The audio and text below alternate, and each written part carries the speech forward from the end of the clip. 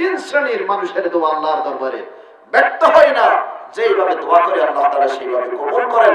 এক নাম্বার হচ্ছে মা বাবার দোয়া, নাম্বার 2 মাজলুম নির্যাতিত ব্যক্তির দোয়া, নাম্বার 3 মুসাফিরের দোয়া।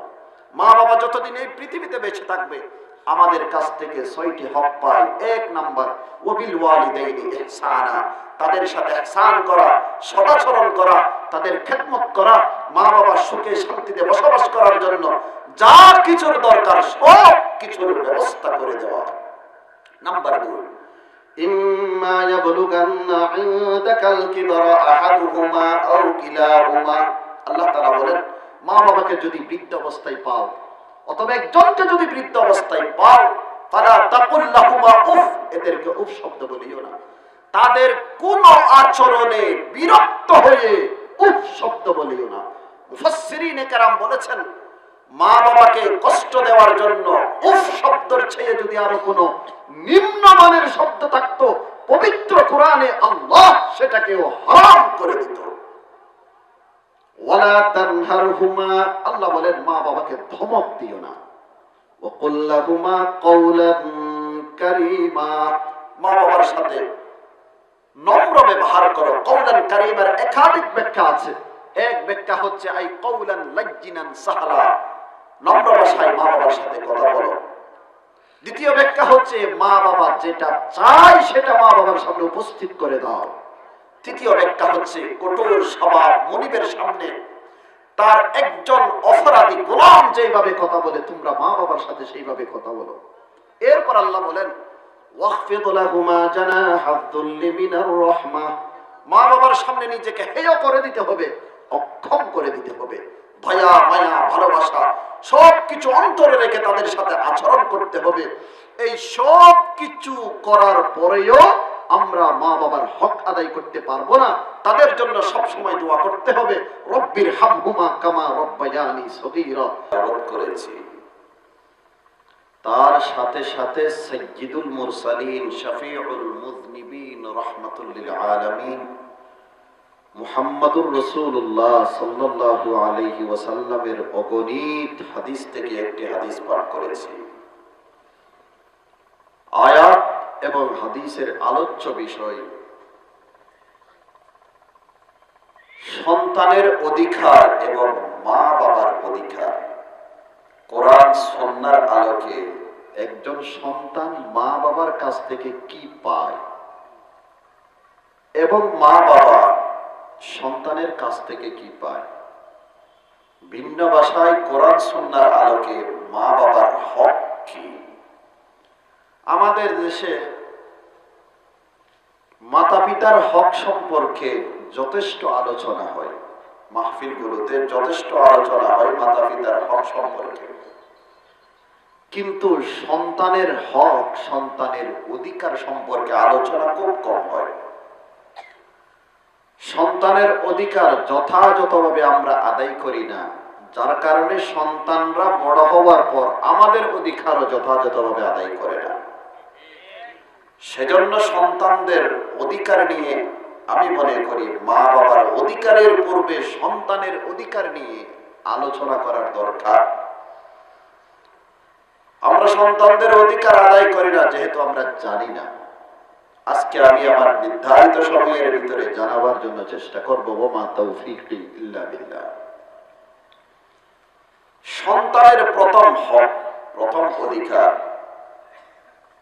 বাবার দায়িত্ব সন্তানের বাবা হওয়ার পূর্বে সন্তানের জন্য একজন ভালো মায়ের ব্যবস্থা করা। তার মানে বিবাহ করার সময় দিনদার পরহেজগার নারী বিবাহ করা। আপনি যদি আপনার সন্তানের উজ্জ্বল ভবিষ্যৎ কামনা করেন অবশ্যই আপনার একজন দিনদার নেককার পরহেজগার নারী বিবাহ করতে হবে। মা যদি খারাপ হয়, মায়ের রুচি যদি খারাপ হয় তাহলে সন্তান খারাপ হওয়ার সম্ভাবনা বেশি। আর মা যদি ভালো হয় তার একটা প্রভাব সন্তানের উপর পড়বে। মা ভালো হলে সন্তান ভালো হওয়ার সম্ভাবনা বেশি। সেজন্য সন্তানের বাবার প্রথম দায়িত্ব বাবা হওয়ার পূর্বে সন্তানের জন্য একজন ভালো মায়ের ব্যবস্থা করা। কিন্তু আমরা বিবাহ করার সময় দিনদার পরহেজগার নারী কোনোদিন তালাশ করি না, ডিস্কো মহিলা তালাশ করি। যে মহিলা রাস্তায় রাস্তায় হাঁটে বেপর্দা, ঠোঁটে লিপস্টিক লাগাইয়া, কপালে টিপ লাগাইয়া, মেকআপ, চেহারাতে মেকআপ করে, পেট দেখাইয়া পিঠ দেখাইয়া যে মেয়ে হাঁটতে পারে সেইটাই হাই ফাই ফ্যামিলির মেয়ে। এবং আমরা বিবাহ করার সময় সেটাকেই খুঁজি। যদি বলা হয় অমুকের একটা মেয়ে আছে খুব দিনদার, কেউ দেখে না, হয় না এটা আনা যাবে না, এটা আমার পরিবারে মিচুইট হবে না। তো কোনটা মিচুইট হবে? যেটা বেপরদা হাঁটে, মার্কেটিং করতে পারে, মার্কেটে মার্কেটে বেপরদা দৌড়াদৌড়ি করতে পারে, সেটাকে আমরা বিবাহ করার সময় তালাশ করি। আমাদের তালাশ করতে হবে এমন মেয়ে, যেই মেয়ে 5 ওয়াক্ত নামাজ ওয়াক্তে মতে আদায় করে, রমজান শরীফের রোজা রাখে, সামর্থ্য থাকলে হজ আদায় করে, যাকাত আদায় করে, কোরআন তেলাওয়াত করে, তাসবিহ তাহলিল আদায় করে, মুরব্বিদেরকে সম্মান করে, এবং স্বামীর যেই মেয়ে খেয়ানত করবে না, স্বামী ঘরে না থাকলে স্বামীর সম্পদের হেফাজত করবে, এই গুণগুলো যে মেয়ের মধ্যে আছে সেটি হচ্ছে আল মারআতুস সালিহা, দিনদার মেয়ে। বিবাহ করার সময় কেমন মেয়ে বিবাহ করতে হবে? দিনদার মেয়ে বিবাহ করতে হবে। আপনার সন্তানের উজ্জ্বল ভবিষ্যৎ যদি কামনা করেন, অবশ্যই দিনদার মেয়ে আপনার বিবাহ করতে হবে। এটি সন্তানের প্রথম হক। নাম্বার 2, সন্তান যেদিন মায়ের পেট থেকে দুনিয়াতে আসবে সেদিন মা বাবার 2 দায়িত্ব। প্রথম দায়িত্ব হচ্ছে তার ডান কানে আজান দেওয়া, বাম কানে ইকামত দেওয়া।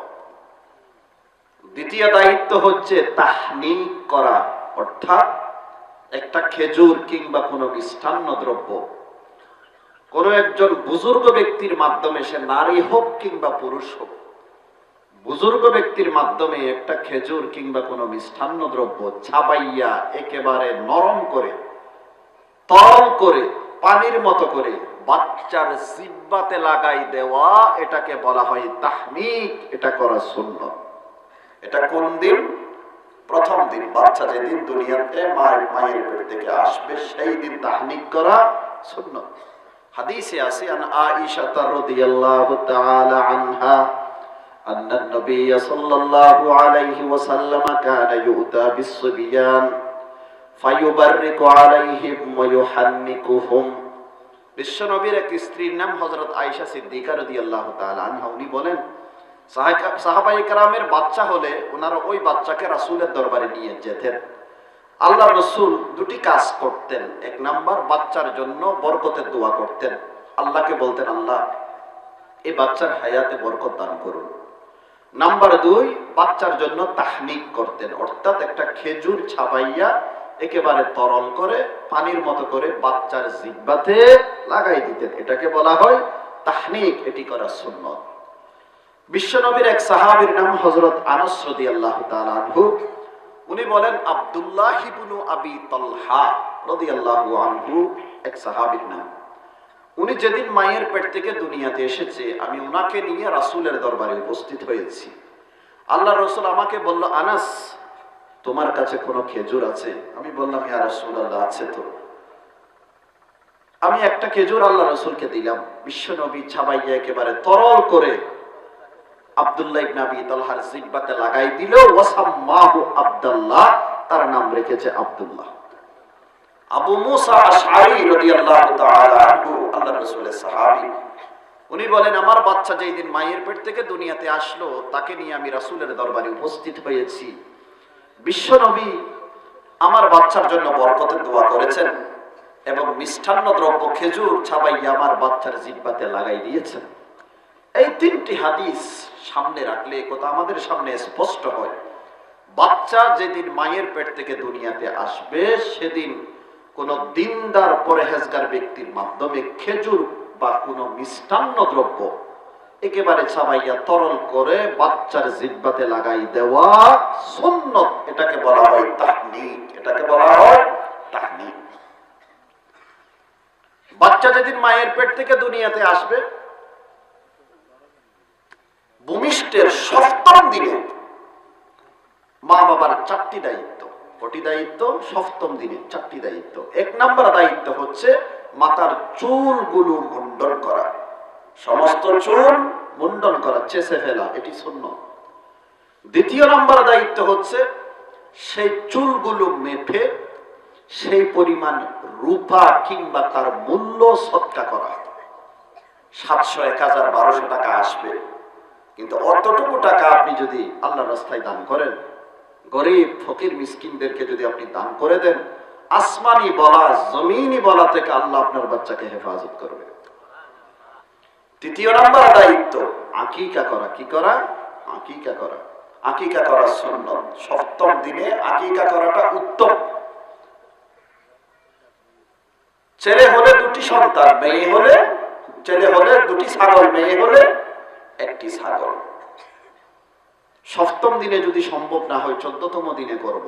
14তম দিনে যদি সম্ভব না হয় 21তম দিনে করব। 7, 14, 21। এরপরে আর কোন তারিখের কথা শরীয়তে উল্লেখ নেই। আপনার মৃত্যু পর্যন্ত সময় আছে আকিকা করার জন্য। যেদিনে আপনার হাতে টাকা আসবে আপনি আকিকা করতে পারবেন আপনার ছেলের, আপনার নাতি। এমনকি আপনার আকিকা যদি আপনার মা বাবা না করাইয়া থাকে, ওরা আপনার আকিকা করেননি, পারিবারিক অবস্থা খারাপ ছিল, আপনার আকিকা করেননি, তাহলে আপনার আকিকাও আপনি আপনার পয়সা দিয়ে করতে পারবেন। আকিকার জন্তু জবে করার পর সেটি আপনি নিজেও খেতে পারবেন, আত্মীয় স্বজনকেও দিতে পারবেন, গরিব দুঃখীদেরকেও কি দিতে পারবেন, কাঁচাও দিতে পারবেন, রান্না করেও দিতে পারবেন। আপনার মেয়ে হয়েছে 1টি ছাগল, খোদারা মাদ্রাসায় দিয়ে দিলেন। ছেলে হয়েছে 2টি ছাগল, মাদ্রাসায় দিয়ে দিলেন, আদায় হয়ে যাবে, আদায় হয়ে যাবে। ছেলে সন্তান আল্লাহ আপনাকে দান করেছেন, 2টি ছাগল দেওয়ার সামর্থ্য আপনার নেই, 1টা ছাগল দিয়ে দিলেন, তাও কি হয়ে যাবে? আদায় হয়ে যাবে। 4র্থ নাম্বার দায়িত্ব হচ্ছে বাচ্চার জন্য একটি সুন্দর নাম রাখা। বাচ্চার জন্য একটি সুন্দর নাম রাখা। সন্তানদের নাম ভালো মতো রাখবেন, কারণ নামের, মানুষের কাজের মধ্যে নামের একটা কি আছে? প্রভাব আছে। মানুষের কাজের মধ্যে নামের একটা কি আছে? প্রভাব আছে। ইমামে আজম আবু হানিফা রহমতুল্লাহ আলাইহি জামানায় একজন শিয়া ছিল, তার 2টি খচ্চর ছিল। খচ্চর কুকুরের মতো জন্তু। শিয়ারা সাহাবায়ে কেরামদেরকে ভালোবাসেন না। তাদের আকীদা বিশ্বাস হচ্ছে আল্লাহ রসুল দুনিয়া থেকে চলে যাওয়ার পর সমস্ত সাহাবায়ে কেরাম মুরতাদ হয়ে গেছে, শুধুমাত্র 4 জন সাহাবী ইসলামের উপর আছে, আর বাকি সাহাবায়ে কেরাম মুরতাদ হয়ে গেছে। তাদের আকীদা বিশ্বাস মক্কা মদিনার উপর যেদিন তাদের কর্তৃত্ব আসবে, বিশ্বনবীর 2 পাশে 2 ভূত শুয়ে আছে, একজনের নাম আবু বকর আর একজনের নাম ওমর, নাউযুবিল্লাহি মিন যালিক। যেদিন তাদের হাতে কর্তৃত্ব আসবে সেদিন এই 2 ভূতকে খবর থেকে বের করে সাগরে তারা নিক্ষেপ করবে। শিয়াদের আকীদা অনেক মারাত্মক, সেদিকে আমি যাচ্ছি না। ইমামে আজম আবু হানিফা রহমতুল্লাহ আলাইহির যুগে একজন শিয়া ছিল, তার 2টি খচ্চর ছিল।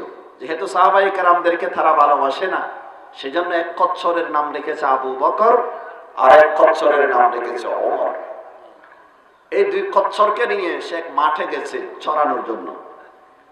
মাঠের এক পাশে সে শুয়ে রয়েছে, কিন্তু একটা খচ্চর এসে তাকে বিসমিল্লাহ ছাড়া লাথি মেরে দিয়েছে। একেবারে শেষ, এক লাথি শেষ। ইমামে আজম আবু হানিফা রহমতুল্লাহ আলাইহির দরবারে যখন খবর পৌঁছলো, উনি বলল যে আমার মনে হয় যার নাম ওমর রেখেছে সেই তাকে শেষ করেছে, কারণ ওমর গরম। ওমর কি গরম, আবু বকর একটু ঠান্ডা, ওমর একটু গরম। খবর নিয়ে দেখা গেল বাস্তবে যার নাম ওমর রেখেছে সেই কাজ সেরে ফেলেছে। সেজন্য সন্তানদের নাম ভালো মতে রাখবেন। ওমর নামটা খারাপ না, ওমর রাদিয়াল্লাহু তাআলা আনহু গরম মানে অন্যায়ের বিরুদ্ধে উনি গরম ছিল, কিন্তু হকের সামনে ওমর রাদিয়াল্লাহু তাআলা আনহু একেবারে নরম। এটি ভালো গুণ না খারাপ গুণ? ভালো গুণ। হকের সামনে নরম, কিন্তু অন্যায়ের বিরুদ্ধে কঠোর ছিল ওমর ফারুক রাদিয়াল্লাহু তাআলা আনহু। আল ফারিক বাইনাল হক ওয়াল বাতিল, হক বাতিলের মাঝখানে পার্থক্যকারী ছিল হযরত ওমর রাদিয়াল্লাহু তাআলা আনহু। কোনটা হক কোনটা বাতিল বিচ্ছিন্ন করে ফেলতো, এইটাই হক এটাই বাতিল। সেই জন্য ওমর ফারুক রাদিয়াল্লাহু তাআলা আনহুর নাম হচ্ছে ফারুক। সেজন্য সন্তানদের নাম ঠিক মতো রাখবেন। মানুষের কাজের মধ্যে নামের একটা কি আছে, প্রভাব আছে। কিন্তু দুঃখজনক হলেও সত্য, এখন নাম শুনলে বোঝা যায় না হেতে মুসলমানের ছেলে না হিন্দু ছেলে। কি নাম? কই সফল। কি নাম? বাবুল। কি নাম? মিন্টু। কি নাম? বল্টু। কি নাম? স্বপ্ন। কি নাম? কান্তা। মেয়ের নাম রেখেছে কান্তা, মেয়ের নাম রেখেছে শান্তা। এগুলো শুনলে মনে হয় এরা মুসলমানের মেয়ে। আফসোস, আফসোস। অনেকে আমাদের কাছে আসে, এসে বলে হুজুর ছেলে সন্তান হয়েছে, এমন একটা নাম দিবেন যেই নাম এই বাংলাদেশে কেউ রাখেনি, আনকমন নাম দিতে হবে। তা আমি বললাম তাইলে ফেরাউন রাখেন আপনার ছেলের নাম। আমার জানা মতে বাংলাদেশে কেউ নিজের সন্তানের নাম ফেরাউন রাখেনি। বলা দরকার ছিল হুজুর আল্লাহ তাআলা একটা ছেলে সন্তান দান করেছেন, একটা ইসলামিক নাম আমার সন্তানের জন্য চয়েস করেন। কিন্তু এখন বলেছে এমন একটি নাম আমার ছেলের জন্য চয়েস করেন যেটি বাংলাদেশে কেউ রাখেনি, আনকমন নাম। নামের 5টি স্তর আছে। কটি স্তর? 5টি স্তর আছে। আল্লামা ডক্টর বকর আবু যায়েদ রাহিমাহুল্লাহ তাসমিয়াতুল মাউলুদ নামক কিতাবে লিখেছেন নামের 5টি স্তর। প্রথম স্তর হচ্ছে আব্দুল্লাহ, আব্দুর রহমান। হাদিসে আছে আল্লাহ পাকের নবী বলেন ক্বালা রাসূলুল্লাহ সাল্লাল্লাহু আলাইহি ওয়াসাল্লাম ইন্না আহাব্বা আসমাইকুম ইলাল্লাহি তাআলা আব্দুল্লাহ ওয়া আব্দুর রহমান আও কামা ক্বালা নবী আলাইহিস সালাতু ওয়াস সালাম। আল্লাহ রাসূল বলেন আল্লাহ তাআলার কাছে সবচেয়ে প্রিয় নাম হচ্ছে দুটি, একটি হচ্ছে আব্দুল্লাহ আর একটি হচ্ছে আব্দুর রহমান। এখন আমরা যদি বলি আপনার ছেলের নাম আব্দুল্লাহ রাখেন, আব্দুর রহমান বলেন, কই হুজুর এই নামগুলো বুরেককে বুরেককে লাগে। নামগুলো কেমন লাগে? বুরেককে বুরেককে লাগে। এগুলো পুরাতন নাম, একটু নতুন নাম দেন। আল্লাহর কাছে প্রিয় এই দুটি নাম, এর চেয়ে বেশি আর কি চান আপনি? এরপরেও যদি আপনার রাখতে মনে না চায় তাহলে দ্বিতীয় স্তরে আছে। নামের দ্বিতীয় স্তর হচ্ছে যেই নামের মধ্যে আল্লাহ তাআলার দাসত্বের কথা আছে, সেটি হচ্ছে নামের দ্বিতীয় স্তর। যেমন আব্দুল খালেক, খালেক মানে সৃষ্টিকর্তা, আব্দুল খালেক মানে সৃষ্টিকর্তার দাস। আব্দুর রাজ্জাক রিজিক দাতার দাস। রিজিক দাতা উনি কে? আল্লাহ। সৃষ্টিকর্তা উনি কে? আল্লাহ। এখন আপনি প্রশ্ন করতে পারেন হুজুর কোন নামের মধ্যে আল্লাহ তাআলার দাসত্বের কথা আছে, কোন নামের মধ্যে আল্লাহ তাআলার দাসত্বের কথা নেই, আমরা বুঝবো কি করে? নূরানী মাদ্রাসার দ্বিতীয় তৃতীয় শ্রেণীর ছাত্রদেরকে ডাকবেন যে আল্লাহ তাআলার 99টি সিফতি নাম আছে, সেগুলো বলো তো। এক নিঃশ্বাসে সে আপনাকে বলে দিবে। আল্লাহ তাআলার 99টি সিফতি নাম আছে, গুণবাচক নাম আছে। ওই নামগুলোর শুরুতে আব্দু শব্দ বাড়াই দিলে সেটা বান্দার নাম হয়ে যায়। যেমন মালিক আল্লাহর নাম, আল্লাহর গুণবাচক নাম, শুরুতে একটি আব্দু শব্দ বাড়াই দেন, আব্দুল মালিক বান্দার নাম। সবুর আল্লাহ তাআলার সিফতি নাম, গুণবাচক নাম, শুরুতে আব্দু শব্দ বাড়াই দেন, আব্দুস সবুর বান্দার নাম। শাকুর আল্লাহ তাআলার সিফতি নাম, গুণবাচক নাম, শুরুতে আব্দু শব্দ বাড়াই দেন, আব্দুস শাকুর বান্দার নাম। মুমিন আল্লাহর নাম, আল মুমিন আল্লাহর নাম, শুরুতে আব্দু শব্দ বাড়াই দেন, আব্দুল মুমিন বান্দার নাম। আল মুহাইমিন আল্লাহর নাম, শুরুতে আব্দু শব্দ বাড়াই দেন, আব্দুল মুহাইমিন বান্দার নাম। আল্লাহ তাআলার 99টি সিফতি নামের শুরুতে আব্দু শব্দ বাড়াই দিলে সেটি বান্দার নাম হয়ে যায়, এবং ওই নামের মধ্যে আল্লাহ তাআলার দাসত্বের কথা আছে। ওই নামের মধ্যে আল্লাহ তাআলার দাসত্বের কথা আছে। নূরানী মাদ্রাসার ছাত্রকে ডাকবেন আর বলবেন আল্লাহ তাআলার 99টি নাম বলার জন্য। সেই যখন আল্লাহুর রহমানুর রহিম বলে শুরু করে দিবে, বলতে বলতে বলতে শেষ পর্যন্ত পৌঁছবে, যেই নামটি আপনার বেশি সুন্দর মনে হবে, নাম তো সবই সুন্দর, যেটি আপনি বেশি প্রাধান্য দিবেন সেই নামটা নিয়ে শুরুতে আব্দু শব্দ যোগ করে দেন, সেটা আপনার নাতির নাম হয়ে যাবে, আপনার ছেলের নাম হয়ে যাবে।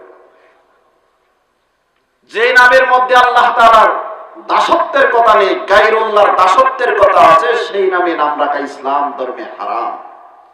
যেমন আব্দুস শামস, শামস মানে সূর্য, আব্দুস শামস মানে সূর্যের গোলাম। আমরা কি আল্লাহর গোলাম না সূর্যের গোলাম? আল্লাহর গোলাম, আমরা সূর্যের গোলাম না। সুতরাং এই নামে যদি কেউ নাম রেখে থাকে, সেই নাম পরিবর্তন করা আপনার উপর ওয়াজিব। এই নামে নাম রাখা হারাম। আমাদের দেশে অনেক মানুষ সন্তানের নাম রাখে আব্দুল নবী, আব্দুর রসুল। আব্দুল নবী, আব্দুর রসুল। আব্দুল নবী, আব্দুর রসুলের অর্থ কি? নবীর গোলাম, নবীর দাস, রাসূলের দাস। আমরা কি রাসূলের দাস না আল্লাহর দাস? আল্লাহর দাস। সুতরাং কেউ যদি নিজের সন্তানের নাম, নিজের নাতির নাম আব্দুল নবী, আব্দুর রসুল রেখে থাকে, সেই নামও পরিবর্তন করা উচিত। নামের তৃতীয় স্তর হচ্ছে নবীগণের নামে নাম রাখা। পবিত্র কোরআনে 25 জন নবীর নাম আছে। একজন হাফেজকে ডাকবেন যে 25 জন নবীর নাম কোরআন থেকে বের করে দাও। ইলিয়াস, ইসহাক, ইসমাইল, হারুন, মুসা, ঈসা, নবীগণের নাম। এই নামে আপনার সন্তানের নাম রাখবেন, আপনার নাতির নাম রাখবেন। নামের চতুর্থ স্তর হচ্ছে ওলিগণের নামে নাম রাখা। আবু বকর সিদ্দিকের নামে নাম রাখবেন, ওসমান গনির নামে নাম রাখবেন, আলী রাদিয়াল্লাহু তাআলা আনহুর নামে নাম রাখবেন, ইমাম বুখারীর নামে নাম রাখবেন, ইমাম মুসলিমের নামে নাম রাখবেন, ইমাম আবু দাউদের নামে নাম রাখবেন, ইমাম তিরমিজির নামে নাম রাখবেন, ইমাম নাসাইর নামে নাম রাখবেন, ইমাম ইবনে মাজার নামে নাম রাখবেন, হাকিমুল উম্মত আশরাফ আলী থানভী রাহমাতুল্লাহি আলাইহির নামে নাম রাখবেন, হজ্জতুল ইসলাম হযরতে মাওলানা কাসিম নানুতুবি রাহমাতুল্লাহি আলাইহির নামে নাম রাখবেন, পীরানে পীর হযরতে মাওলানা আব্দুল কাদের জিলানী রাহমাতুল্লাহি আলাইহির নামে নাম রাখবেন, মুজাদ্দিদে মিল্লাত মুসলিহা উম্মত মুফতি ফয়জুল্লাহ সাহেব রাহমাতুল্লাহি আলাইহির নামে নাম রাখবেন, হযরত মাওলানা মুফতি আজিজুল হক সাহেব হুজুর রাহমাতুল্লাহি আলাইহির নামে নাম রাখবেন, আল্লাহ তাআলার ওলি বুজুর্গগণের নামে নাম রাখবেন। এটি নামের চতুর্থ স্তর। আর পঞ্চম নাম্বার স্তর হচ্ছে যে নামের অর্থ সুন্দর, সেই নামে সন্তানের নাম রাখবেন। নামের কতটি স্তরের কথা বলেছি? 5টি স্তর। 1 নাম্বার আব্দুল্লাহ, আব্দুর রহমান। নাম্বার 2 যে নামের মধ্যে আল্লাহ তাআলার দাসত্বের কথা আছে। নাম্বার 3 নবীগণের নামে নাম রাখা। নাম্বার 4 ওলিগণের নামে নাম রাখা, দিনদার পরহেজগার ব্যক্তিগণের নামে নাম রাখা। আর নাম্বার 5 যেই নামের অর্থ সুন্দর, সেই নামে নাম রাখবেন। বাচ্চার 7ম দিনে আমাদের কয় দায়িত্ব? 4 দায়িত্ব। 1 নাম্বার চুল মুন্ডন করা, চেঁচে ফেলা। নাম্বার 2 চুল পরিমাণ রুফা সদকা করা কিংবা তার মূল্য সদকা করা। নাম্বার 3 আকিকা করা। নাম্বার 4 সুন্দর একটি নাম রাখা। এরপর সন্তানের আরেকটি হক হচ্ছে, সন্তান যখন পড়াশোনা করার পর্যায়ে পৌঁছবে, সেই লেভেলে যখন পৌঁছবে, সর্বপ্রথম তাকে দ্বীনি শিক্ষায় শিক্ষিত করা। প্রথম 3-4 ক্লাস আপনি নূরানি মাদ্রাসায় পড়ান, আল্লাহকে চিনবে, তখন সে রাসূলকে চিনবে, নামাজ কিভাবে পড়তে হয় সেটা জানবে, রোজা কিভাবে রাখতে হয় সেটা জানবে, কোরআন শরীফ শিখবে, মা বাবাকে চিনবে, মুরব্বীদেরকে চিনবে। এই হকটা যদি আমরা যথাযথভাবে আদায় না করি, শুরু থেকে যদি তাকে ক্যাট ব্যাট রেট এগুলো যদি শিখাইতে থাকি, আর চিরজীবন যদি তাকে দ্বীনি শিক্ষা না দিয়ে থাকি, প্রাথমিকভাবে তাকে যদি আমি ধর্মীয় শিক্ষা না দিয়ে থাকি, তাহলে আমি বৃদ্ধ হওয়ার পর আমার স্থান হবে বৃদ্ধাশ্রম। বর্তমানে অনেক বাবারা আছে, তাদের স্থান ঘরে হয় না, তাদের স্থান হচ্ছে বৃদ্ধাশ্রম। পাকিস্তানে এক লোক তার বাবাকে বৃদ্ধাশ্রমে পৌঁছিয়ে দিয়েছে। সেখানে তারা তাদের মতো করে লালন পালন করে। কিছুদিন পর তার বাবা ইন্তিকাল করেছেন। ইন্তিকাল হওয়ার পর বৃদ্ধাশ্রম থেকে ফোন এসেছে যে আপনার বাবা মারা গেছে, আপনার বাবাকে নিয়ে যান। ছেলে উত্তর দিল যে আমার তো আজকে একটা প্রোগ্রাম আছে, আমি তার কাফন দাফনে জানাজাতে উপস্থিত হতে পারবো না। প্রোগ্রাম সেরে আসার সময় আমি আপনাদেরকে বিল দিয়ে দেব, আপনারা দাফন কাফনের কাজ সেরে ফেলেন। আল্লাহ এমন জালেম সন্তানের বাবা আমাদেরকে বানাইও না। এটি সন্তানের দোষ নয়, এটি মা বাবার দোষ। মা বাবা যদি তাকে প্রাথমিকভাবে দ্বীনি শিক্ষায় শিক্ষিত করত, তাহলে আজকে তার বাবা জানাজা থেকে, সন্তানের জানাজা থেকে বঞ্চিত হতো না। সেজন্য যাদেরকে আল্লাহ তাআলা সন্তান দান করেছেন, সবাইকে সর্বপ্রথম দ্বীনি শিক্ষায় শিক্ষিত করবেন। নুরানি মাদ্রাসায় দিবেন সবাইকে, সেখানে ইংরেজি, বাংলা, সমাজ বিজ্ঞান, এখন সবকিছু আছে। 3-4 ক্লাস পড়ানোর পর যদি আপনার মাদ্রাসায় দিতে মনে চায়, ভালো, ফাবিহা ওয়া নি'মা, আলহামদুলিল্লাহ। আর যদি দিতে মনে না চায়, আপনি ডাক্তার বানান, ইঞ্জিনিয়ার বানান, ওকিল বানান, ব্যারিস্টার বানান, আমাদের কোনো আপত্তি নেই। কিন্তু তার প্রাথমিক শিক্ষা যেন ধর্মীয় শিক্ষা হয়। যদি প্রাথমিক শিক্ষা ধর্মীয় শিক্ষা হয়, তাহলে সেই সন্তান বড় হওয়ার পর নো গড, আল্লাহ নেই, এই কথা আর বলবে না। বড় হওয়ার পর আব্বু রমজান না, রমজান মাস চলতেছে, তারাবি পড়ে আসো, ফজরের নামাজ পড়তে আমার সাথে যেতে হবে তোমার, এই কথাগুলো আপনার বলতে হবে না। সে নিজেই নামাজের দিকে দৌড়ে যাবে এবং আপনাকে সহ ডেকে নামাজের দিকে নিয়ে যাবে। সেজন্য যাদেরকে আল্লাহ সন্তান দিয়েছেন, কমপক্ষে একটা সন্তানকে হলেও দ্বীনি শিক্ষায় শিক্ষিত করবেন। আর সব সন্তানকে সর্বপ্রথম তাদের যেন প্রাথমিক শিক্ষা দ্বীনি শিক্ষা হয়। কমপক্ষে একটাকে দ্বীনি শিক্ষায় শিক্ষিত করবেন, আলেম বানাবেন। হাদিসে আছে, আল্লাহ পাকের নবী বলেন, ক্বালা রাসূলুল্লাহি সাল্লাল্লাহু আলাইহি ওয়াসাল্লাম, মান ক্বারাআল কুরআনা ওয়া আমিলা বিমা ফীহি উলবিসা ওয়ালিদাহু ইয়াওমাল কিয়ামাতি তাজা দাউহু আহসানু মিন দাউইশ শামসি ফী বুয়ুতিদ দুনিয়া লাউ কানাত ফীহি ফামা যান্নুকুম বিল্লাযী আমিলা বিহি আও কামা ক্বালান নাবিয়্যু আলাইহিস সালাতু ওয়াস সালাম।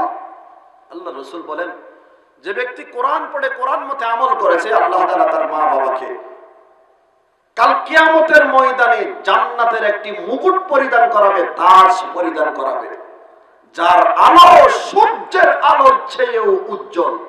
আল্লাহ রাসূল বলেন, লাউ কানাত ফী বুয়ুতিদ দুনিয়া, সূর্য কোটি কোটি মাইল দূরে থাকা সত্ত্বেও আমাদেরকে কি পরিমাণ আলো দিচ্ছে, সেই সূর্য যদি এই দুনিয়ার কোন জমিনে উদিত হয়, মানুষের ঘরে যদি উদিত হয়, যে পরিমাণ আলো দান করবে, তার চেয়েও বেশি উজ্জ্বল আলোওয়ালা আল্লাহ তাআলা মুকুট পরিধান করাবে হাফেজ আলেমের মা বাবাকে। যে ব্যক্তি কোরআন পড়ে কোরআন মতে আমল করেছে, তার মা বাবাকে কিয়ামতের ময়দানে জান্নাতের মুকুট পড়তে কারা কারা রাজি আছেন? একটু হাত তুলে দেখান তো। আল্লাহ এই হাতগুলোকে আপনি কবুল করে নিন। জান্নাতের মুকুট কি এমনি পরিধান করা যাবে, নাকি নিজের সন্তানকে আলেম বানাতে হবে? নিজের সন্তানকে আলেম বানাতে হবে। আল্লাহ যাদেরকে সন্তান দিয়েছেন, কমপক্ষে একটা সন্তানকে হলেও দ্বীনি শিক্ষায় শিক্ষিত করার জন্য চেষ্টা করবেন। আপনার সন্তান লেখাপড়া করে যদি আলেমে বা আমল হয়, পরকালে আল্লাহ তাআলা আপনাদেরকে জান্নাতের মুকুট পরিধান করাবেন। এরপর আল্লাহ রাসূল বলেন, ফামা যান্নুকুম বিল্লাযী আমিলা বিহি, মা বাবার ওসিলা হওয়ার কারণে মা বাবার সম্মান যদি এতটুকু হয়, যে ব্যক্তি কোরআন পড়ে কোরআন মতে আমল করেছে, তাহলে তার সম্মান কতটুকু হতে পারে? তোমাদের ধারণা কি? আল্লাহ সবাইকে আমল করার তৌফিক নসিব করুন। এ পর্যন্ত 8টি হক আমি আপনাদের সামনে তুলে ধরেছি। 1 নাম্বার, সন্তানের জন্য একজন ভালো মায়ের ব্যবস্থা করা। সন্তানের 8টি হক আপনাদের সামনে তুলে ধরেছি। 1 নাম্বার, সন্তানের জন্য একটি ভালো মায়ের ব্যবস্থা করা। নাম্বার 2, যেই দিন সন্তান ভূমিষ্ঠ হবে, ডান কানে আযান দেওয়া, বাম কানে ইকামত দেওয়া। নাম্বার 3, তাহনিক করা। নাম্বার 4, সপ্তম দিনে তার চুল মুন্ডন করা, তার চুল চেঁচে ফেলা। নাম্বার 5, চুল পরিমাণ রুফা সদকা করা কিংবা তার মূল্য সদকা করা। নাম্বার 6, আকিকা করা। নাম্বার 7, তার সুন্দর একটি নাম রাখা। নাম্বার 8, সর্বপ্রথম তাকে দ্বীনি শিক্ষায় শিক্ষিত করা। এরপরে আপনি স্কুলে দেন, কলেজে দেন, আমার কোনো আপত্তি নেই। সর্বপ্রথম তার শিক্ষা যেন দ্বীনি শিক্ষা হয়। আমরা যদি সন্তানের এই হকগুলো যথাযথভাবে আদায় করি, সন্তান বড় হওয়ার পর আমাদের হক যথাযথভাবে আদায় করবে। এবার রয়ে গেল মা বাবার হক কি? পবিত্র কোরআনে আল্লাহ তাআলা বলেন, وقضى ربك ألا تعبدوا إلا إياه وبالوالدين إحسانا আল্লাহ তাআলা বলেন তোমার রবের চূড়ান্ত ফয়সালা, তোমার রবের চূড়ান্ত নির্দেশ, ইবাদতের মালিক কেবলমাত্র কে? আল্লাহ। সিজদার মাধ্যমে আমরা কার ইবাদত করব? আল্লাহর ইবাদত করব। সিজদা গায়রুল্লাহকে একটা করলেও শিরক, দুইটা করলেও শিরক। হাজত রওয়া, মুশকিল কোশা কেবলমাত্র কে? আল্লাহ। বান্দার হাজত পূর্ণ করতে পারে কে? আল্লাহ। বান্দাকে সমস্ত মুসিবত থেকে উদ্ধার করতে পারে কে? আল্লাহ। কোন পীর, কোন গাউস, কোন কুতুব, কোন আবদাল, কোন মুফতি, কোন মুহাদ্দিস, কোন মুক্তামিন মানুষকে মুসিবত থেকে উদ্ধার করতে পারে না। যে জিনিস কেউ দিতে পারে না তা দিতে পারে কেবলমাত্র কে? আল্লাহ। সন্তান দেওয়ার মালিক আল্লাহ, না দেওয়ার মালিক আল্লাহ, উভয়টা দেওয়ার মালিক আল্লাহ, একেবারে না দেওয়ার মালিক কে? আল্লাহ।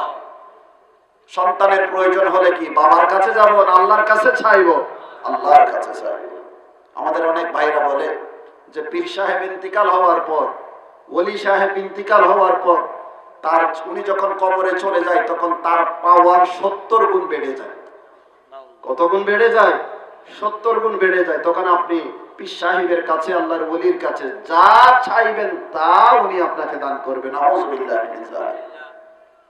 আমি আপনাদের কাছে জিজ্ঞেস করতে চাই, আল্লাহর ওলি দুনিয়া থেকে ইন্তিকাল হওয়ার পর, বুজুর্গ ব্যক্তি দুনিয়া থেকে ইন্তিকাল হওয়ার পর তার চক্ষুগুলো সে নিজে নিজে বন্ধ করেছে না আমরা বন্ধ করে দিয়েছি? আমরা বন্ধ করে দিয়েছি। নিজের গোসল নিজে করেছে না আমরা করাই দিছি? খাটিয়াতে নিজে নিজে উঠেছে না আমরা তুলে দিছি? কবরস্থানে নিজে নিজে গেছে আমরা নিয়ে গেছি? জানাজা নিজেরটা নিজে পড়েছে না আমরা পড়ে দিলাম? তো সে মৃত্যুবরণ করার পর তার সমস্ত দায়িত্ব আপনার কাঁধের উপর তুলে দিল। কবরে যাওয়ার পর 70 গুণ তার পাওয়ার আসলো কোত্থেকে? আল্লাহ বোঝার জন্য সবাইকে তৌফিক নসিব করো। শিরকের আলোচনা অনেক লম্বা, সেই দিকে আমি যাচ্ছি না। আল্লাহ তাআলা বলেন ওয়াকাদা রাব্বুকা আল্লা তা'বুদু ইল্লা ইয়া, তোমার রবের চূড়ান্ত ফয়সালা, ইবাদতের মালিক কেবলমাত্র কে? আল্লাহ। ওয়াবিল ওয়ালিদাইনি ইহসানা, মা বাবা যতদিন এই পৃথিবীতে বেঁচে থাকবে তারা আমাদের কাছ থেকে 6টি হক পাবে। কতটি হক? 6টি হক। 1 নাম্বার হচ্ছে আল্লাহ তাআলা বলেন মা বাবার সাথে ইহসান করো। ইহসান শব্দের অর্থ হচ্ছে মা বাবা এই পৃথিবীতে সুখে শান্তিতে বসবাস করার জন্য যত কিছুর দরকার সব কিছুর ব্যবস্থা করে দেওয়ার নাম হচ্ছে ইহসান। মা বাবা এই পৃথিবীতে সুখে শান্তিতে বসবাস করার জন্য যত কিছুর দরকার সব কিছুর নাম হচ্ছে ইহসান। সন্তানের দায়িত্ব মা বাবা দুনিয়াতে সুখ শান্তিতে বসবাস করার জন্য যত কিছুর দরকার সব কিছুর ব্যবস্থা করে দেওয়া। প্রশ্ন করতে পারেন মা বাবা তো দুজন, আমার খেদমতের অধিকার কে বেশি পাবে? এক সাহাবী আল্লাহর রাসূলের কাছে এসে জিজ্ঞাসা করলো, ইয়া রাসূলুল্লাহ মান আহাক্কুন নাস বিহুসনি সাহাবতি, আমার আত্মীয় স্বজনের মধ্যে আমার সদাচরণের হকদার কে বেশি, আমার খেদমতের হকদার কে বেশি? আল্লাহর রাসূল বলেন তোমার মা। ইয়া রাসূলুল্লাহ তারপরে কে? আল্লাহর রাসূল বলেন উম্মুকা, তোমার মা। ইয়া রাসূলুল্লাহ তারপরে কে? আল্লাহর রাসূল বলেন উম্মুকা, তোমার মা। ইয়া রাসূলুল্লাহ তারপরে কে? আল্লাহর রাসূল বলেন আবুকা, তোমার বাবা। মায়ের কথা কতবার উল্লেখ করেছেন? 3 বার। বাবার কথা 1 বার উল্লেখ করেছেন। এই হাদিস দ্বারা বোঝা গেল খেদমতের অধিকার, সদাচরণের অধিকার মা বাবার চেয়ে 3 গুণ বেশি পাবে। তার কারণ কি? মুহাদ্দিসিনে কেরাম বলেছেন মা সন্তানের জন্য এমন 3টি কষ্ট ভোগ করে থাকেন যে 3 কষ্টের মধ্যে বাবার কোনো অংশীদারিত্ব নেই। 1 নাম্বার হচ্ছে গর্ভধারণ। এই কষ্ট এককভাবে মা করে থাকেন, বাবার কোনো এই কষ্টে অংশীদারিত্ব নেই। Number 2 delivery. আপনি বলবেন হুজুর সব মেয়ের বাচ্চা হচ্ছে সেই রকম আমার মায়ের পেট থেকেও আমি দুনিয়াতে আসলাম, এতে এত কষ্ট কিসের, এতে এত কষ্ট কিসের? একজন মানুষ একসাথে 45 ইউনিট কষ্ট সহ্য করতে পারে। কত ইউনিট কষ্ট? 45 ইউনিট। কিন্তু একজন মা যখন সন্তান প্রসব করে 57 ইউনিট কষ্ট একসাথে সহ্য করে, তখন মায়ের কেমন মনে হয়? শরীরের 20টি হাড্ডি একসাথে ভেঙে গেলে যে এরকম কষ্ট, তার চেয়েও বেশি কষ্ট অনুভব করে থাকেন আপনার মা, আমার মা। সন্তান প্রসব করার সময় মা শরীরের 20টি হাড্ডি একসাথে ভেঙে গেলে যে এরকম কষ্ট, তার চেয়েও বেশি কষ্ট অনুভব করেন। তার চেয়েও বেশি কষ্ট কি করেন? অনুভব করেন। নাম্বার 3, দুধ পান করা। নাম্বার 3, দুধ পান করা। 1 নাম্বার গর্ভপাত, নাম্বার 2 ডেলিভারি, 3 নাম্বার হচ্ছে দুধ পান করানো। এই 3টি কষ্ট মা এককভাবে করে থাকেন। এই 3 কষ্টের মধ্যে বাবার কোনো অংশীদারিত্ব নেই, সেজন্য খেদমতের অধিকার মা বাবার চেয়ে 3 গুণ বেশি পাবে। সন্তানের দায়িত্ব মা বাবার আনুগত্য করা, মা বাবার কথা মানা। তবে কোন ধরনের কথা মানতে হবে? মা বাবা যদি বৈধ কোনো অর্ডার দিয়ে থাকে, মা বাবা যদি বৈধ কোনো অর্ডার দিয়ে থাকে, ওই বৈধ অর্ডার মানা সন্তানের দায়িত্ব। মা বাবা যদি সন্তানকে কোনো অবৈধ অর্ডার দিয়ে থাকে, সন্তানের দায়িত্ব না সেই অবৈধ অর্ডারকে মানা। উদাহরণস্বরূপ, কোন মা যদি তার মেয়েকে বলে যে আজকে তোর দুলাভাই আসবে, তালতো ভাই আসবে, তাদেরকে একটু আপ্যায়ন করতে হবে, তাদেরকে একটু দেখা দিতে হবে, নচেত তারা আমাদের বদনামি করবে, আমাদেরকে মন্দ বলবে। মায়ের এই অর্ডার মেয়ের প্রতি, এটি কি বৈধ অর্ডার না অবৈধ অর্ডার? অবৈধ অর্ডার। মেয়ের উপর ওয়াজিব না মায়ের এই অর্ডার মানা। তাহলে মা বাবার অর্ডার মানতে হবে। কোন ধরনের অর্ডার? শরীয়ত সম্মত অর্ডার। বৈধ অর্ডার যদি তারা করে থাকে সেই অর্ডার মানতে হবে। যদি অবৈধ কোনো অর্ডার করে থাকে সেই অর্ডার মানা সন্তানের উপর ওয়াজিব না।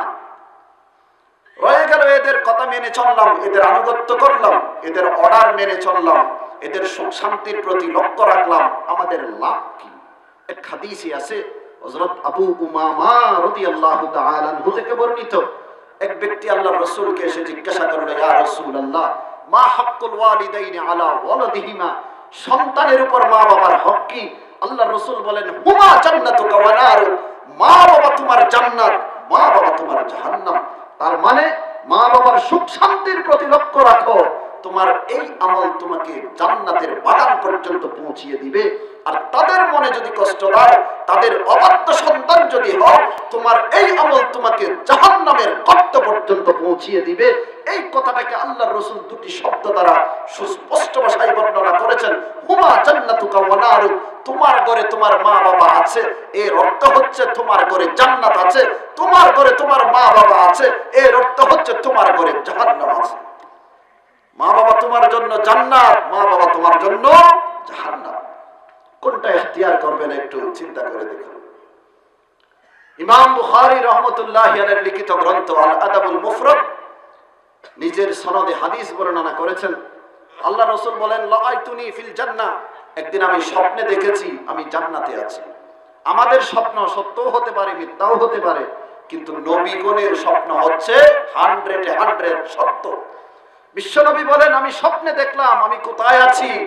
জান্নাতে আছি।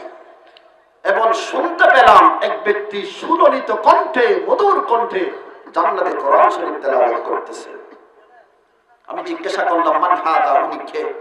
আমাকে উত্তর দেওয়া হলো, হারিসা ইবনে নুমান, উনি হচ্ছে নোমানের ছেলে হারেসা। যিনি সুললিত কণ্ঠে জান্নাতে কোরআন শরীফ তেলাওয়াত করতেছে উনি হচ্ছে নোমানের ছেলে হারেসা। আল্লাহ রাসূল বলেন, কাযাকাল বিররু ওয়া কানা আবাররান নাস বিউম্মি, মা বাবার খেদমত করার ফলাফল হচ্ছে এটি। নোমানের ছেলে হারেসা সবচেয়ে বেশি মা বাবার খেদমত করত, মায়ের খেদমত করত, মায়ের সদাচারী সন্তান ছিল। সেজন্য আল্লাহ তাআলা ওনাকে জান্নাত দিয়ে কান্ত হননি, জান্নাতের মধ্যে সুললিত কণ্ঠে কোরআন তিলাওয়াত করার তৌফিক দান করেছেন। এক সাহাবী আল্লাহর রাসূলের কাছে এসে বলল, ইয়া রাসূলুল্লাহ, জিহাদের অনুমতি চাই। আল্লাহ রাসূল বলেন, জিহাদ এখনো ফরজ হয়নি। আহাজ্জুল ওয়ালিদা, তোমার মা বাবা কি জীবিত আছে? সাহাবী বললেন, নাম ইয়া রাসূলুল্লাহ, এখনো তো জীবিত আছে। আল্লাহ রাসূল বলেন, ফাফিহিমা ফাজাহিদ, তাদের খেদমত করো, আল্লাহ তাআলা তোমাকে জিহাদের সওয়াব দান করবে। আরেক সাহাবী এসে বলল, ইয়া রাসূলুল্লাহ, ঘাটতি নিয়ে ঘর থেকে বের হয়ে গেছি, আমার মা বাবা চিল্লাই চিল্লাই কান্না করতেছে। আল্লাহ রাসূল জিজ্ঞাসা করলো, তোমার মা বাবা কি এখনো বেঁচে আছে? সাহাবী বলল, ইয়া রাসূলুল্লাহ, শুধু বেঁচে আছে যে তাই নয়, ঘাটতি নিয়ে যখন বের হয়েছে তারা চিল্লা চিল্লাই কান্না করতেছে। আল্লাহ রাসূল বলল, ফারজি ইলাইহিমা ফাদহিকুমা কামা আবকাইতাহুমা, দৌড়ে তাদের কাছে যাও, তাদেরকে হাসাও যে এরকম তাদেরকে খাদিয়েছো।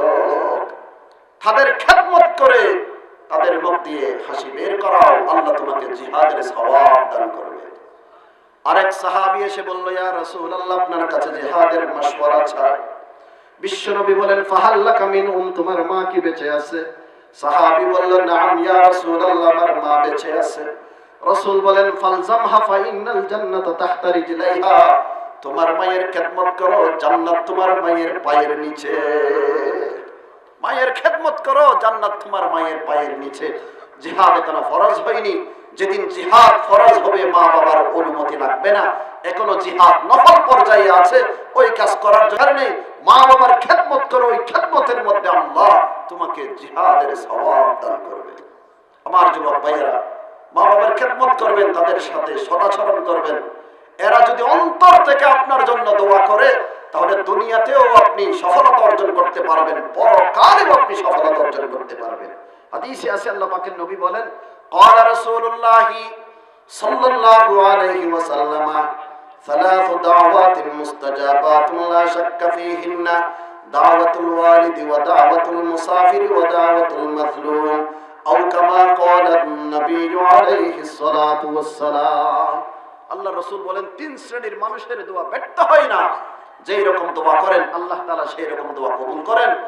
এক নাম্বার হচ্ছে মা বাবার দোয়া, নাম্বার 2 মুসাফিরের দোয়া, নাম্বার 3 মাজলুম ব্যক্তির দোয়া, নির্যাতিত ব্যক্তির দোয়া। মা বাবা সন্তানের জন্য ভালো দোয়া করলে সেটাও আল্লাহ তাআলা কবুল করেন। বদদোয়া করলে আল্লাহ তাআলার আরশ কেঁপে ওঠে, আল্লাহ তাআলা সেটাকেও ব্যর্থ ফেরত দেয় না। মুসলিম শরীফের হাদিস, বনি ইসরায়েলে একজন বুজুর্গ ব্যক্তি ছিল, তার নাম ছিল জুরাইজ। তার নাম ছিল জুরাইজ। সবসময় ইবাদত বন্দেগী করত। একদিন তার মা এসে তাকে ডাকলো, ইয়া জুরাইজ কাল্লিমনি, জুরাইজ আমার সাথে একটু কথা বলো। জুরাইজ নফল নামাজরত অবস্থায় ছিল, মায়ের ডাকে সাড়া দেননি, মা চলে গেছে।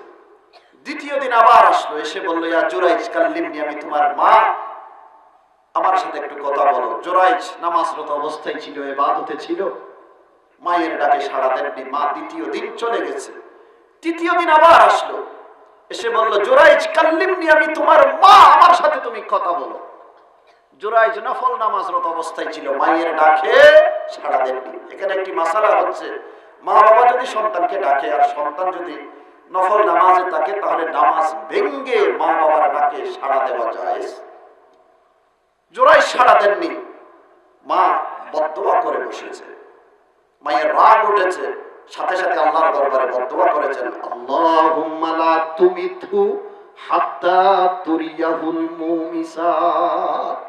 আল্লাহ, আমার সন্তান জুরাইজকে ততক্ষণ পর্যন্ত মৃত্যুদান করেও না যতক্ষণ পর্যন্ত সে বেশ্যা মহিলার চেহারা না দেখে। বেশ্যা মহিলার চেহারা না দেখাইয়া আমার সন্তানকে মৃত্যু দান করিও না। মা বদদোয়া করেছে, আল্লাহর আরশ কেঁপে উঠেছে। কিছুদিন পর একজন বেশ্যা মহিলা জুরাইজের কাছে আসলো, এসে কুপ্রস্তাব দিল, জিনা ব্যভিচারের প্রস্তাব দিল। জুরাইজ প্রত্যাখ্যান করেছে, না এই কাজ আমি করতে পারবো না, এগুলো খারাপ কাজ, মন্দ কাজ, এগুলো আমি করতে পারবো না। ওই বেশ্যা মহিলা জুরাইজের কাছে চান্স না পেয়ে একজন রাখালের কাছে গেছে। রাখাল তো রাখালে, যখন কুপ্রস্তাব দিয়েছে, রাখাল ওই মেয়ের সাথে জিনা ব্যভিচার করেছে। কিছুদিন পর ওই বেশ্যা মহিলার বাচ্চা হয়েছে। মানুষ জিজ্ঞাসা করলো, এই বাচ্চা কার থেকে হয়েছে? সাথে সাথে ওই বেশ্যা মহিলা উত্তর দিয়েছে, হাযা মিন জুরাইজ, এটি জুরাইজ থেকে হয়েছে। আসলে কি জোরাইশ থেকে হয়েছে না রাকাল থেকে হয়েছে? রাকাল থেকে হয়েছে। নাম দিয়েছে কার? জোরাইজের। এলাকার মানুষ এসে জোরাইজের গির্জা ভেঙে দিল। জোরাইজকে গির্জা থেকে টেনে হেসড়ে বের করে কিল, ঘুষি, তাপ্পড়, উত্তম মাধ্যম যার যতটুকু সম্ভব দিয়ে জোরাইজকে একেবারে দুর্বল করে ফেলেছে। জোরাইজ জিজ্ঞাসা করলো, কি হয়েছে আমাকে বলো। তারা বললো, কি হয়েছে মানে? আমরা তো তোমাকে ভালো মনে করতাম, আমরা তো তোমাকে আবেদ মনে করতাম। তুমি একজন বেশ্যা মহিলার সাথে অপকর্ম করেছো এবং তোমার বাচ্চা হয়েছে। সে দাবি করেছে এই বাচ্চা তোমার দেখে হয়েছে। জোরাইজ বলল, ঠিক আছে, বাচ্চাকে আমার সামনে উপস্থিত করো। তারা বাচ্চাকে উপস্থিত করেছে। জোরাইজ 2 রাকাত নফল নামাজ আদায় করেছে। এরপর বাচ্চার পেটে একটা গুতা দিয়ে জিজ্ঞাসা করলো, মান হাদা ইয়া গোলাম, মান আবুকা ইয়া গোলাম, মান আবুকা ইয়া গোলাম। একদিনের বাচ্চা কথা বলতে পারে? পারে না। উনি চাইলে পারে? জোরাইজ জিজ্ঞাসা করলো, মান আবুকা ইয়া গোলাম, হে একদিনের বাচ্চা, তোমার আসল বাবাকে? সাথে সাথে ওই বাচ্চা বলে দিল, ফুলানুন আর-রাঈ, আমার বাবা হচ্ছে অমুক রাখাল। যারা জোরাইজের সাথে বেয়াদবি করেছিল দৌড়ে গেল জোরাইজের কাছে। হযরত, আমরা তো বুঝি নাই, আমরা তো গায়েব জানি না। ওই বেশ্যা মহিলা আপনার নাম বলেছে, আমরা মনে করলাম যে আপনি অপকর্ম করেছেন, সেজন্য আমরা আপনাকে উত্তম মাধ্যম দিয়েছি। দয়া করে মেহেরবানি করে আমাদেরকে ক্ষমা করে দিন। তবে আপনার গির্জা যেটা আমরা ভেঙে দিয়েছি, যদি আপনি অনুমতি দেন, স্বর্ণের গির্জাতে আমরা রূপান্তরিত করে দেব। জোরাইজ উত্তর দিল, আইদুহু তুরাবান কামা কান, স্বর্ণের গির্জার আমার দরকার নেই, মাটির গির্জা আগে ছিল, এখনো তোমরা মাটির গির্জা করে দাও। এই ঘটনা দ্বারা আমরা কি বুঝতে পারলাম? জোরাইজ সম্মান ফেলেও পরে পেয়েছে, কিন্তু পিঠ না আগে খেয়ে ফেলেছে। উত্তম মাধ্যম, খিল, ঘুষি, তাপ্পড় সব আগে চলেছে, কিন্তু শেষে গিয়ে সম্মান পেয়েছে। এই লাঞ্ছিত জোরাইজ কেন হয়েছে? মায়ের বদদুয়ার কারণে। আল্লাহ রাসূল বলেন, ক্বালান নবী সাল্লাল্লাহু আলাইহি ওয়াসাল্লাম, সালাসু দাওয়াতুল মুস্তাজাবাত লা শাক্কা ফীহিন্না দাওয়াতুল ওয়ালিদি ওয়া দাওয়াতুল মুসাফিরি ওয়া দাওয়াতুল মাজলুম। 3 শ্রেণীর মানুষের দোয়া আল্লাহর দরবারে ব্যর্থ হয় না। যেইভাবে দোয়া করে আল্লাহ তাআলা সেইভাবে কবুল করেন। 1 নাম্বার হচ্ছে মা বাবার দোয়া, নাম্বার 2 মাজলুম নির্যাতিত ব্যক্তির দোয়া, নাম্বার 3 মুসাফিরের দোয়া। মা বাবা যতদিন এই পৃথিবীতে বেঁচে থাকবে আমাদের কাছ থেকে 6টি হক পায়। 1 নাম্বার ওয়াবিল ওয়ালিদাইনি ইহসানা, তাদের সাথে ইহসান করা, সদাচরণ করা, তাদের খেদমত করা, মা বাবার সুখে শান্তিতে বসবাস করার জন্য যা কিছুর দরকার সব কিছুর ব্যবস্থা করে দেওয়া।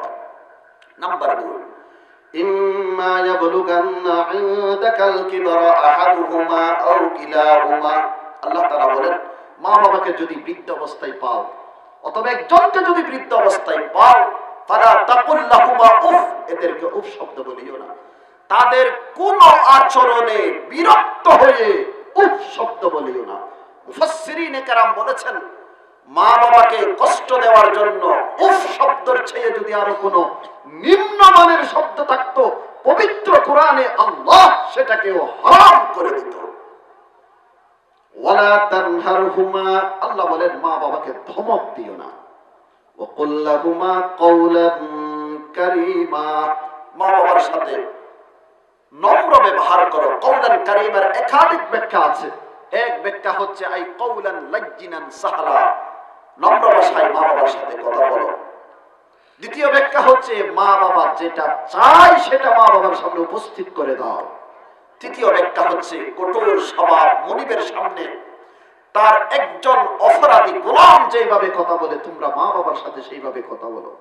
এরপর আল্লাহ বলেন, ওয়াখফিদ লাহুমা জানাহাদ-দুল্লি মিনার রাহমাহ, মা বাবার সামনে নিজেকে হেয় করে দিতে হবে, অক্ষম করে দিতে হবে। দয়া, মায়া, ভালোবাসা সবকিছু অন্তরে রেখে তাদের সাথে আচরণ করতে হবে। এই সব কিছু করার পরেও আমরা মা বাবার হক আদায় করতে পারবো না। তাদের জন্য সব সময় দোয়া করতে হবে, রব্বির হামহুমা কামা রব্বায়ানি সগীরা, হে আমার পরওয়ারদিগার, আমার মা বাবাকে রহম করো যেই রকম শৈশবকালে তারা দুজন আমাকে লালন পালন করেছে। মা বাবা যতদিন এই পৃথিবীতে বেঁচে থাকবে আমাদের কাছে কয়টি হক পায়? 6টি হক পায়। 1 নাম্বার তাদের সাথে সদাচরণ করা। নাম্বার 2, তারা যখন বার্ধক্যতে উপনীত হবে তাদের কোনো আচরণের কারণে বিরক্তি ভাব না দেখানো। নাম্বার 3, তাদেরকে ধমক দিয়ে কথা না বলা। নাম্বার 4, তাদের সাথে নম্র ব্যবহার করা। নাম্বার 5, তাদের সামনে নিজেকে হেয় করে দেওয়া, অক্ষম করে দেওয়া। আর নাম্বার 6 হচ্ছে তাদের জন্য দোয়া করা, রব্বির হামহুমা কামা রব্বায়ানি সগীরা। সন্তানের 8টি হকের কথা বলেছি, আর মা বাবার 5টি হকের কথা, 6টি হকের কথা বলেছি। 8 আর 6 কত হয়? 14। আল্লাহ তাআলা এই হকগুলো যথাযথভাবে আদায় করার তৌফিক নসিব করুন। সন্তানের হকগুলো আদায় করবে মা বাবা। মা বাবার হকগুলো আদায় করার দায়িত্ব হচ্ছে সন্তানের। যার যেই দায়িত্ব, আল্লাহ তাকে সেই দায়িত্ব যথাযথভাবে পালন করার তৌফিক নসিব করুন। ওয়া আখিরু দাওয়ানা আলহামদুলিল্লাহি রাব্বিল আলামিন। ওয়া সাল্লাল্লাহু আলা সাইয়্যিদিনা মুহাম্মদ ওয়া আলা আলিহি ওয়া সাহবিহি ওয়া বারিক ওয়া সাল্লাম।